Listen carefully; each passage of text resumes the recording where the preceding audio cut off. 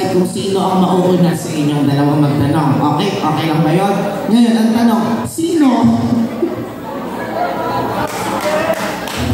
Ha? Sino ang gustong nasa taas? Charot. Sige, bato. Tignan na yung dalawa kung sino ko na magtatanong. Bato. Okay. Mauna ka, Kev. At sige, palit kayo. Nagpapalitan kayo minsan naman.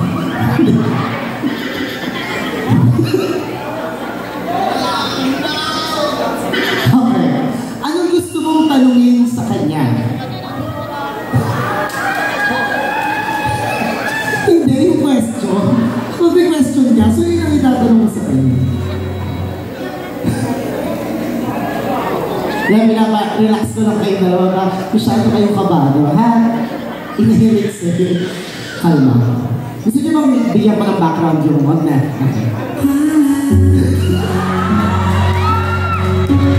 Hindi ako ha. Hindi ako. Alam mo, sa mundo ngayon, hindi na tanggap niya. Nilaro niyo. Okay, number 2. Adjusting is number 2. And number 3. Ano ang tanong na gusto mong itanong sa kanya? Hindi yan. Yung tanong mo talaga sa kanya. Sige na, go ahead. Okay, here's the question. What is the most difficult questions that you hate the most? And how would you answer it gracefully and respectfully?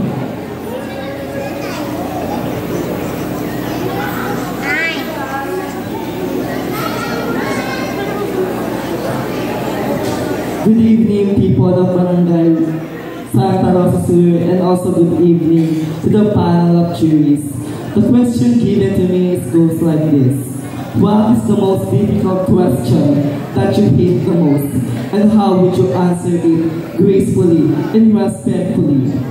Mga kaibigan, sa mundong magulo at sa mundong punong-puno ng problema, ang tanong na mahirap sagutin at ayaw ko ay ang bakit ako ganito?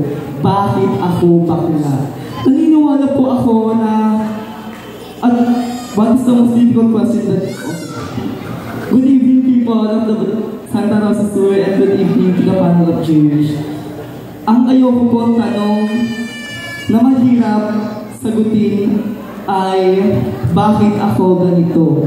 Bakit ako bakla? Sa mundong punong-puno ng problema at sa mundong punong-puno ng pag-aakusa, naniniwala po ako na ang bakla ay hindi pa respetado ng ating lipunan dito sa ating mundong kinagagalawan.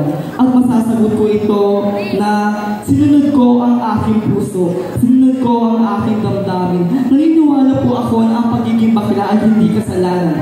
Hindi kasalanan sa Diyos ang pagiging bakla. Ang makasalanan ay ang panghuhusga ng tao sa ating mga kabaklaan sa parte ng komunidad ng LGBTQIA+ community. At naniniwala po ako na susundin ko ang aking puso, walang makakapag-stop sa akin kung ano ang nararamdaman ko. Maraming salamat po. Sabi nga sa isang kanta, hindi yan. Okay.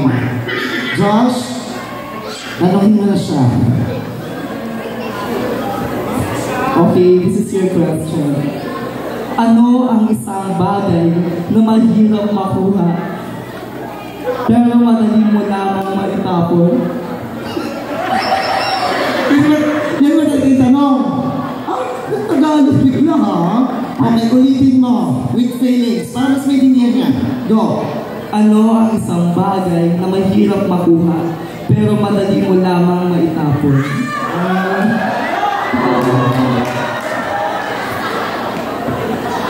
Okay. Basahin mo para hindi ka naniniwala. The question is, ano ang isang bagay na mahirap makuha pero madali lamang maitapon?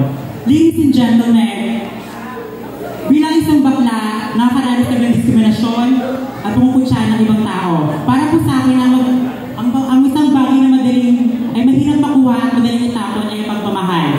Bakit? Naniniwala ko, ladies and gentlemen, maraming tao ang hindi totoo or taong hindi nagpapakatotoo sa kanilang nararamdaman. Maraming tao ang gumagamit sa isang tao kabilang banda, ito ay hindi lamang totoo. Ito ay pagbuwang panggagamit lamang. Naniniwala ako, ladies and gentlemen, yun ang isang bagay na alam kong mahirap kunin pero kaya-kaya kong itapon. Yun lamang po at maraming